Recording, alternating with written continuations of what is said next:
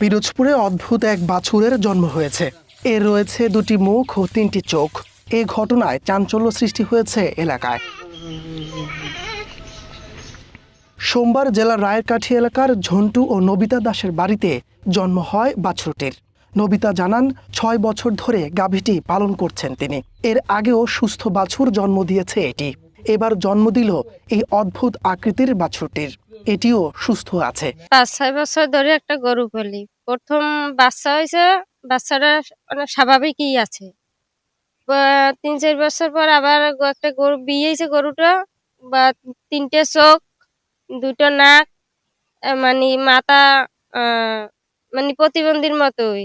গরু লালন পালন করতে তো অনেক কষ্ট, টাকা ডাক্তার দেখানো লাগে, খৈর ভুসি খাওয়ানো লাগে, অনেক কষ্ট হয়। তা আমাকে তো ওই বাছুরটা হয়েছে, যদি কেউ সহযোগিতা করে বা করে তাহলে আমাকে তো একটু সুবিধা হয়। এরা খুবই নিডি পরিবার। এদের এই একটি গরু আছে, এদের পরে দুধ থেকে এদের সংসার চলে।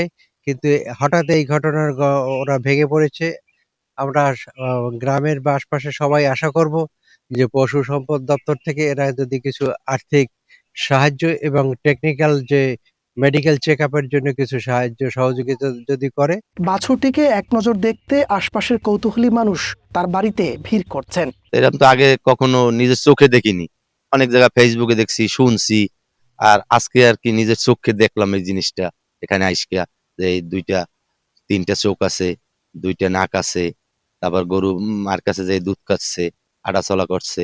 জেলা প্রাণী সম্পদ কর্মকর্তা বলছেন, ভুল চিকিৎসা বা অ্যান্টিবায়োটিক ব্যবহারের কারণে এমন বিকলাঙ্গ বাছুরের জন্ম হতে পারে। এটা দেখা যায় অনেক প্রেগনেন্ট গরুতে অনেক সময় কিছু অ্যান্টিবায়োটিক ব্যবহার করে, যার সাইড ইফেক্ট হিসেবে অনেক গরুতে এই ধরনের বিকলাঙ্গতা সৃষ্টি হয়।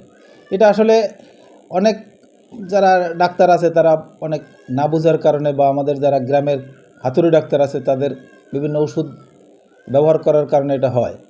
তো এটা অনেক সময় দেখা যায় দীর্ঘদিন বাঁচিয়েও থাকে এবং তাদের স্বাভাবিক গ্রোথ হয়। বাছুরটিকে নিয়মিত চিকিৎসকের পরামর্শে লালন পালনের কথা বলছেন প্রাণী সম্পদ কর্মকর্তা। One national desk.